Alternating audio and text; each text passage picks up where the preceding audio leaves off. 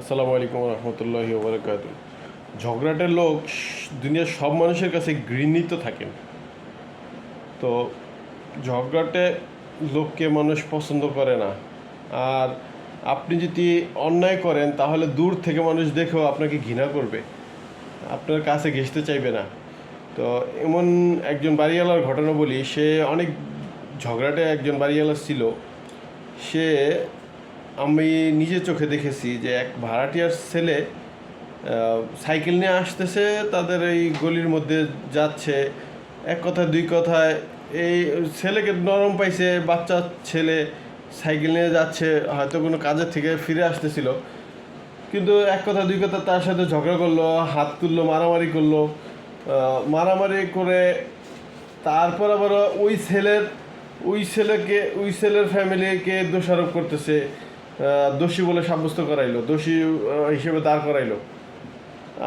যেটা আসলে মনে করেন এটা আশেপাশে সব মানুষ দেখেছে, এটা তো অবশ্যই ওই লোককে খারাপ বলছে যে উনি মুরব্বি, তারপরও উনি ঝগড়া করলো কী কারণে। আবার আরেকটা ঘটনা বলি যে তার এই মুরব্বির বাড়ি দেখেন, ওই মুরব্বির সন্তানাদি কিছুই নাই।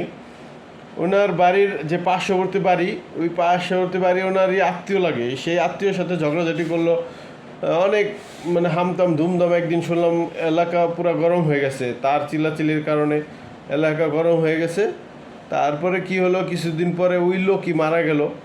ওই লোকের বাসায় জায়গা নাই, তো কি করবে? ওই লোকের বাসায় তার হলো ওনার লাশটা রাখা যাবে না। উনি মারা যাওয়ার পরে ওই লাশটাই সে যার সাথে ঝগড়া করলো তার বাসার নিচে তার লাশটা রাখতে বাধ্য হলো মানুষ, কারণ দেখতে হবে বা গোসল দিবে লাশকে। অতএব এটার দ্বারা এটাও শিক্ষা যে আমরা কখনোই যেমনই হোক না কেন, আমাদের সাথে মানুষ অন্যায় করলেও আমরা যাতে কখনো কারোর সাথে রাফ বিহেভ বা খারাপ আচরণ করব না। কারণ বলা যায় না আল্লাহ তাআলা কখন কার দুয়ারে কোথায় নিয়ে যেতে হয়, এটা একমাত্র আল্লাহ তাআলাই ভালো জানেন।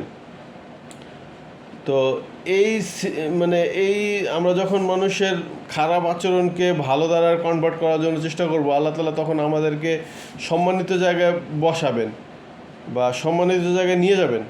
কিন্তু আমরা যদি যেচে পরে মানুষের সাথে ঝগড়া করি বা খারাপ আচরণ করি, হয়তো এরকমও সময় যাবে যে আমার হয়তো রাস্তায় থাকতে হতে পারে। কারণ আমার এই পাপের দরুন, আমার এই খারাপ কাজের দরুন আমার এরকম হতে পারে, হয়তো আমার বাড়ি আছে কিন্তু বাড়িতে থাকার মতো আমার সামর্থ্য নেই, অবস্থান নাই। কারণ ওইখানে থাকলে হয়তো আমাকে মেরে ফেলবে, এই ধরনের আমার রিস্ক থাকতে পারে। এজন্য যারা এই সমস্ত কাজ করেন তাদের উদ্দেশ্যে বলবো যে আপনারা কখনোই কারোর সাথে যেচে পড়ে ঝগড়া করবেন না, আর ক্ষমতা দেখাতে যাবেন না। ক্ষমতা সাময়িক, কচু পাতার পানির মতো, এটা আসবে যাবে, এটা কেউ ধরে রাখতে পারবে না। একমাত্র ক্ষমতার অধিকারী, চিরস্থায়ী ক্ষমতার অধিকারী একমাত্র আল্লাহ তাআলা। অতএব আমরা আল্লাহ তাআলার দিকে তাকিয়ে সব কিছু করার জন্য চেষ্টা করব, তাহলে আল্লাহ তাআলার তরফ থেকে আমাদেরকে ক্ষমতা দিয়ে দিবেন।